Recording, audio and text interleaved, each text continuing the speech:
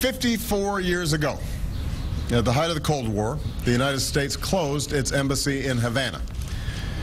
Today, I can announce that the United States has agreed to formally reestablish diplomatic relations with the Republic of Cuba and reopen embassies in our respective countries. This is a historic step forward in our efforts to normalize relations with the Cuban government and people and begin a new chapter with our neighbors in the Americas. When the United States shuttered our embassy in 1961, I don't think anyone expected that it would be more than half a century before it reopened. After all, our nations are separated by only 90 miles, and there are deep bonds of family and friendship between our people. But there have been very real, profound differences between our governments, and sometimes we allow ourselves to be trapped by a certain way of doing things. For the United States, that meant clinging to a policy that was not working.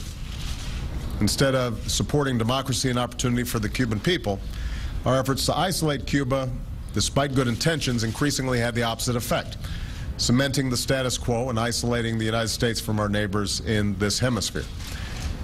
The progress that we mark today is yet another demonstration that we don't have to be imprisoned by the past. When something isn't working, we can and will change. Last December, I announced that the United States and Cuba had decided to take steps to normalize our relationship. As part of that effort, President Raul Castro and I directed our teams to negotiate the reestablishment of embassies. Since then, our State Department has worked hard with their Cuban counterparts to achieve that goal. And later this summer, Secretary Kerry will travel to Havana formally to proudly raise the American flag over our embassy once more. This is not merely symbolic. With this change, we will be able to substantially increase our contacts with the Cuban people. We'll have more personnel at our embassy, and our diplomats will have the ability to engage more broadly across the island. That will include the Cuban government, civil society, and ordinary Cubans who are reaching for a better life. On issues of common interest, like counterterrorism, disaster response, and development, we will find new ways to cooperate with Cuba. And I've been clear that we will also continue to have some very serious differences.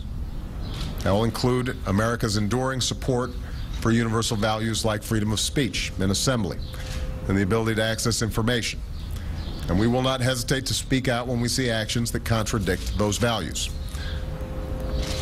However, I strongly believe that the best way for America to support our values is through engagement. That's why we've already taken steps to allow for greater travel, people-to-people and commercial ties between the United States and Cuba, and we will continue to do so going forward. Since December, we've already seen enormous enthusiasm for this new approach. Leaders across the Americas have expressed support for our change in policy. You heard that expressed by President Dilma Rousseff of Brazil yesterday. Public opinion surveys in both our countries show broad support for this engagement. One Cuban said, "I've prepared for this all my life." Another said that this is like a shot of oxygen. One Cuban teacher put it simply, "We are neighbors, now we can be friends." Here in the United States, we've seen that same enthusiasm. There are Americans who want to travel to Cuba, American businesses who want to invest in Cuba, American colleges and universities that want to partner with Cuba. Above all, Americans want to get to know their neighbors to the south. And through that engagement, we can also help the Cuban people improve their own lives.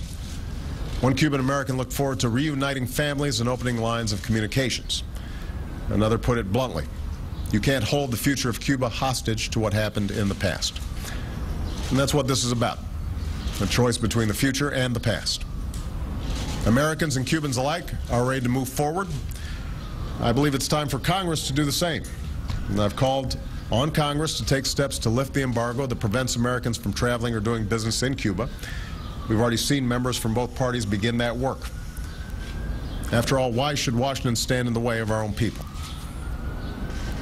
Yes, there are those who want to turn back the clock and double down on a policy of isolation, but it's long past time for us to realize that this approach doesn't work. It hasn't worked for 50 years.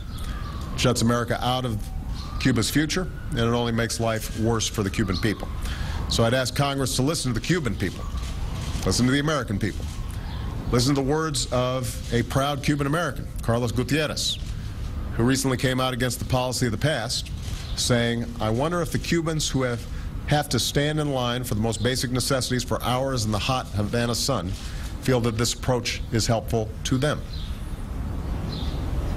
Of course, nobody expects Cuba to be transformed overnight, but I believe that American engagement through our embassy, our businesses, and most of all through our people is the best way to advance our interests and support for democracy and human rights. Time and again, America has demonstrated that part of our leadership in the world is our capacity to change. It's what inspires the world to reach for something better.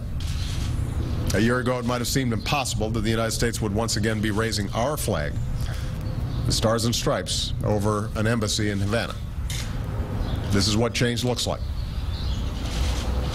In January of 1961, the year I was born, when President Eisenhower announced the termination of our relations with Cuba, he said, "It is my hope and my conviction that it is in the not too distant future it will be possible for the historic friendship between us once again to find its reflection in normal relations of every sort." Well, it took a while, but I believe that time has come, and a better future lies ahead. Thank you very much, and I want to thank some of my team who worked diligently to make this happen. They're here. They don't always get acknowledged. We're really proud of them. Good work.